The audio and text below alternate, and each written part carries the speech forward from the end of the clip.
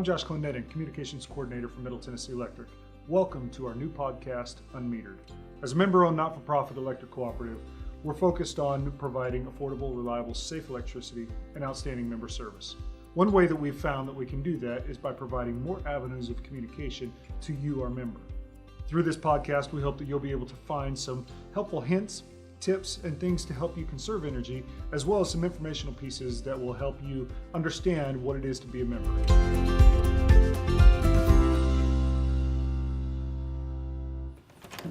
What are you doing? Framing a Habitat for Humanity house in Lebanon. But you've been on the couch all afternoon. Earlier, I rescued a collie in Las Casas. What about yesterday? Make-A-Wish Foundation. Tomorrow? We're giving books to the Spring Hill Library. What do you mean, we? We signed up for Sharing Change with Middle Tennessee Electric, so we easily donate to hundreds of local charities. Come on, join me.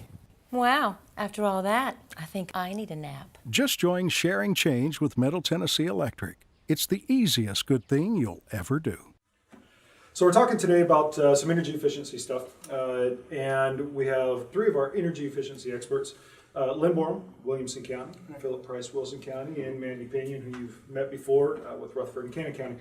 So before we get into, I just have a couple of questions that we can all kind of talk about around the spool, as it is. Before we get into one of the podcasts that we have coming up in the future, we're going to talk a little bit more about eScore. So we're going to have you guys back and talk about the eScore program. But Lynn, can you give me just kind of a like a high-level view of what is the eScore program? The eScore program is a program that TVA provides us and that we administer in our counties that help people or educate people on how to save energy and gives them some incentives for doing so. So like when you say incentives, I know that we had Steve on here a couple weeks ago, he talked about the heat pump loan program. Are the two associated or not? They are associated, but the incentives are things like you can get money back for doing insulation, duct sealing, air sealing, windows, doors, and that sort of stuff. Now, is there a way that I can do that as a member, that I can do that by myself, or do I have to go through you guys? You have to use a contractor on TVA's quality contractor network to get the incentives. However, if you can do it yourself, you will save quite a bit of money. So what about, is there a way that I can do it before if I can't afford, say, Windows or something? We'll get into this a lot more in depth at a later date, but if I can't do Windows or something big, is there anything that I can do quickly and easily that, that's offered through the eScore program? Well, there is an online audit. You can go through that and they'll give you some tips on things you can do yourself. Awesome. We'll look forward to having you guys back to talk a little bit more about that. But let's talk some energy efficiency for the coming season. We know that it's not that cold yet. I mean, 80 degrees last week. It really doesn't feel like November. But then again, in Middle Tennessee, you never really know what you're going to get. So, Philip, we'll start with you. What are kind of the biggest energy inefficiencies that you see up in Wilson County? I see a lot of air sealing needs, exterior windows, plumbing pipes coming up through the floor and the ceiling, recessed can lights. I think some of the bigger air leaks are your attic accesses. For example, in the hallways, pull down ladders are generally never sealed or insulated over, and it's usually in proximity of the thermostat and return, which that can be greatly affected. So heating and air being your 45 to 55% range energy user of a home, that can really make a difference sealing up around accesses. So what about your area? Ductwork would probably be a pretty big place. Typical ductwork installed, you're looking at about a 30% duct loss. So a third of your heating and cooling is either going underneath your house or in your attic. So that's a good place to start. We do recommend that you use an approved heating and air contractor to do that.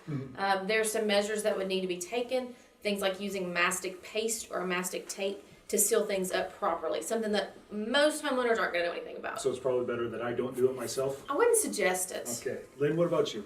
What's the biggest thing? Probably insulation. There's a lot of new homes in our area, but there's a lot of older homes also. And that insulation, back when they were built, they did not require as much insulation. So I see some insulation lacking, and people storing stuff in attics. They move the insulation around so they have voids and compressions, lowering the R value.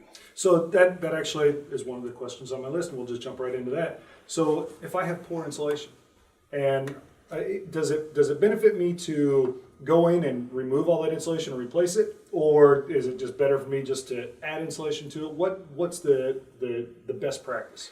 I wouldn't remove the insulation unless it was damaged in some way, wet or something like that. I would suggest just adding the insulation to your home up to an R value of 38 on the attic area. And now, Philip, you said with sealing, what's the easiest way to fix that inefficiency? As far as sealing your attic system, Whether it be your attic, your doors, your windows, what's the easiest and quickest way that as somebody who can't afford to go out and have a whole lot of work done, what's the best thing that I could do that's going to start to save me a little bit of money? caulking and weather stripping is pretty inexpensive. It just may take some time to do it, but it's very cost efficient to do so. Okay. Sealing up those leaks and containing that heat during the wintertime as long as possible, and like Lynn said, improving the insulation will all help contain that heat longer, which uses less energy for your heat and air. So overall, for just kind of an overall piece, what are probably the top three things that you guys would say that could prevent wasted energy? Would that be it? I mean, ductwork, sealing, and insulation, are those probably the top three things that you would say are the easiest ways to quickly get energy efficiency up and cost down? Definitely. Yeah. Yeah, but you don't want to forget the tune-up. Yes, this is the perfect time of year to, a lot of people recommend to have a spring and a fall tune-up. Since we're just now transitioning into your heating system, this is when you want to call your heating and air contractor to come out and do a full evaluation of your system. Have them clean your coil, have them look everything over. That's a great chance to send them underneath the house or up in the attic to take a look at that ductwork, something that you're not going to know or you don't want to do. You can send them to take a look at it to see if there's issues there while they're there checking the unit to make sure everything's working right and ready for the heat to come on. So I can't call you guys to do that then? We prefer you not. You know, going through the whole summer and mowing grass and things like that, it gets up, especially with the heat pump, it gets up in your coils and outside, and it's good to get that cleaned off for the winter. Okay. So that brings me to another question. How do filters work into that? I mean, one of my neighbors doesn't change their filter very often. Okay, it's me. I don't change my filter very often. I usually remember about 45 days into the every 30-day thing or whatever. And having kids in the house and a beast of a dog like you have is going to cause that filter to clog a lot more often. So how does that work when it comes to energy efficiency, or does it? Are the two correlated? It does. They definitely combine. It's going to put a strain on your unit. It's not going to work as efficiently. It's also going to make it work harder trying to pull air across that filter into your return. So if I don't have a good filter, if I haven't had my HVAC unit inspected, if I have window leaks, if I have poor attic insulation, pretty much I just need to buy a new house. Not necessarily. There's ways to get around it, right? I A guess. lot of people are buying 90-day filters. Right. And the more activity you have in your house, the chances are that it may not last 90 days, especially with multiple pets. So I would always recommend checking your filters every couple of weeks just to make sure that it's ready to be changed or not. Okay. So, one of the things that we looked at and that we've talked about here in the past couple of years is, and you had mentioned, is caulking. You know, it's still a little warm right now, and does it truly does that or heavy drapes, do those things truly help to reduce the amount of energy that I'm losing in my house? You know, or the plastic sheeting that goes over the windows. You know, you get it at Lowe's or Walmart. You know, that you just tape up and blow dry and it tightens it up. Does that stuff work? Well, think of it this way. The cracks in your caulk may be this big. Would you leave your window open that much? Would you leave your door open that much? No, you wouldn't. So yeah, it does help. It lets air, if you don't caulk, it'll let air into the wall cavity, and that comes in through switch plates and plug-ins and that sort of stuff. You've also got to realize, if you take all those windows in the house and you add up all those teeny tiny cracks, and they start making one really big hole. So if you think of it that way, how many penetrations you have in the home, that can make a big difference if you take the time to caulk and seal all of those. And drapes on windows can help too, depending on which way the house is facing. The majority of windows are usually on the front and the back. So if you're facing south, it's probably a good idea to take advantage during the winter time of that heat gain. Leave your window drapes open. On the north side, you might want to keep them closed for better insulation value. Okay. You know, keeping the heat in. So it just depends on the orientation of your home. But I would always encourage folks to take advantage of that heat gain. So with if I'm taking advantage of the heat gain, I'm trying to adjust my thermostat. We're going to talk a little bit about thermostats here in a second. If I'm adjusting my thermostat, to a comfortable level, and I have a ceiling fan, how does that work into the equation? I mean, is it good to, because especially during the summer, we keep our ceiling fans on all the time. I mean, it just gets heavy, if I don't. Ceiling fans are very beneficial. During the summertime, if you're standing on the porch and it's real hot outside and you feel this cool breeze come over you, it feels cooler. Right. Same thing with ceiling fans. If ceiling fans are blowing, you've got it clockwise in a forward motion, it's blowing air down on you, you feel cooler. So you tend to want to set the thermostat up a little bit more, which can save you energy. Wintertime, you might turn it on low, and there's usually a switch on the motor. You can reverse it for a backwards flow. That forces the air up, diversifying the air to get the heat to spread out. So in the wintertime, I mean, when my heat's on, it's not bad to actually keep running my fan. It's just smart right. to swap the direction. Right, it helps circulate the air through the room. Now, if I'm not using the fan, or if I don't have a ceiling fan, what do you think about box fans? I mean, is it doing the same idea? Is it worth investing in something small like that just to circulate the air, or not? I don't know. No. I wouldn't probably use a box fan in the wintertime. Ceiling fans have an advantage. They don't use but the typical energy of maybe a 75 to 100 watt bulb. So it's very efficient to use that airflow. Box fans are typically not going to get the air off the ceiling. And so that's the whole point of reversing direction is to Correct. actually is to get it flowing from the top down. All right, so one of the things that we hear of in the wintertime, especially when it gets really cold out, members that aren't adjusting their thermostat, hey, I haven't touched anything. My thermostat has been set and I don't touch it. Talk to me about it. What's the is there a benefit? What's the disadvantage? What's your guys' opinion? I only recommend changing the temperature on the thermostat if you're a 9 to 5 family. If it's somebody, there's no one in the house during the day, and then at that time too, you want to use a programmable thermostat.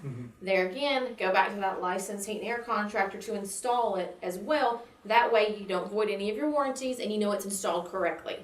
But having a programmable thermostat is going to set the temperature back about 4 or 5 degrees is all you want to go. And then in the afternoon, it's going to come up gradually. And if you've got a heat pump, an all-electric heat pump, then it's going to come on in stages, and it's never going to use the auxiliary heat. So it's not going to cost you any more to use it. Now, for someone, if there's someone in the home all the time, possibly elderly people that don't understand the technology, you probably want to leave it at one temperature all the time. But if it's a house where there's nobody there during the day, why keep it 70 degrees? So if I don't have a programmable thermostat, what's a good temperature to have it set on?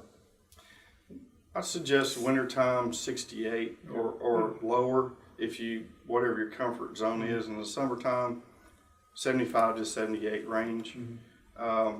It just depends on your comfort zone, but energy efficient wise, the higher you can set it in the summertime, lower it in the wintertime, where your comfort level is more efficient. And if you do turn it down and then come back and turn it back up, bring it up 1 degree at a time, because if you bring it up more than 1 degree at a time, it'll kick that unit into the auxiliary heat, and there goes your savings. And that was my next question. So, because I know oftentimes we'll get out there and you get home and the house is cooled off, kick it up to whatever just to bring it up really quick, and you always see that emergency heat or auxiliary heat light come on, and so that's pretty much where when we had an ice storm a couple years ago. I mean it's bitter cold outside. Right. High bills are happening mostly because of That light is staying on. that's right. Yeah. And when somebody leaves for vacation, for example, it's best opportunity to lower it and during the winter time, around 55 to 60 degrees, depending on, what you have in the house. And Right. During the summertime, you can set it up higher. And then when you get home, and a lot of the new thermostats now you can Wi-Fi and change it before you get home on the way back. Or have a vacation setting where you can That's program right. how many days you're going to be gone. And now, so even with a Wi-Fi setting, you still recommend only doing it gradually so that it's not kicking it That's up right away. Correct. Got it. So one thing that we hear about oftentimes in our contact center when folks are calling about high bills, especially during the winter, is, if they say, well, I've done all these things, everything that I can afford, I caulked around my windows, I've added some weather stripping, I keep my thermostat as low as I can. My bill's not dropping, I don't know why, the only thing that I have is a space heater. Talk to me about space heaters. Space heaters, I find people are using those a lot because they've got imbalance issues with their central system. In other words, they may have airflow, low in one side of the house and higher in the other, and they're compensating by putting in space heaters. And a lot of space heaters range in wattage, but the most, probably I would say from both y'all's perspective, 1,500 watts is typically what we see. That can add up, depending on how much you run that thing every day. And the thing about space heaters, a lot of people don't realize, they're pulling the exact same amount of usage when they're on low as they are on high. And so people think that they're doing a good job. They're not going to use as much because they've got it set at a low setting, but that's not the case. If you're going to use one, go ahead and crank that puppy up because you're going to be using the same amount of electricity. Right. So now what about pump houses? I know that we hear a lot of folks that'll use them in their pump houses. I mean, is there anything that you guys recommend that can beat a space heater? I mean, obviously you don't want to, I got one more thing Sure. about space heaters. People are going to use them because they hear, yeah, it helps me save energy. I've seen different. But anyway, people are going to use these space heaters. If you're going to use them in a specific room, like you're going to be in a room and you want to knock the edge off the coolness. Use it for an hour or two and then turn it off. Don't use it as your primary source of heating, or you'll be calling us going, what is going on with my electric bill? So I guess that would actually go towards the pump house thing too, that if someone needs something like that, kick it on for a little while for whatever you need, turn it off during the day or when it warms up outside. That makes a lot of sense. Something that I've recommended to several farmers, that's usually who you see with a well pump, to insulate the building that the pump is in, the pump housing is in. If they can insulate, usually it's that small metal building, that's going to help keep from the pumps freezing up and from having to use as much extra heat for them. That makes a lot of sense. Anything else?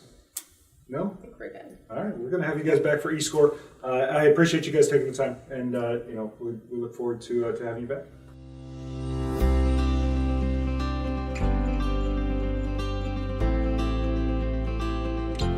Thanks for joining us this week. Hopefully you have a little bit more information about how to save some money this winter as the weather starts cooling off. Some things that you can do by yourself or that you can pay to have a contractor come in and do.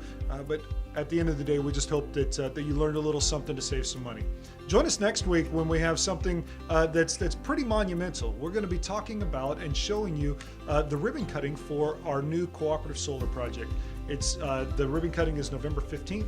It's going to be great, so we'll see you next week.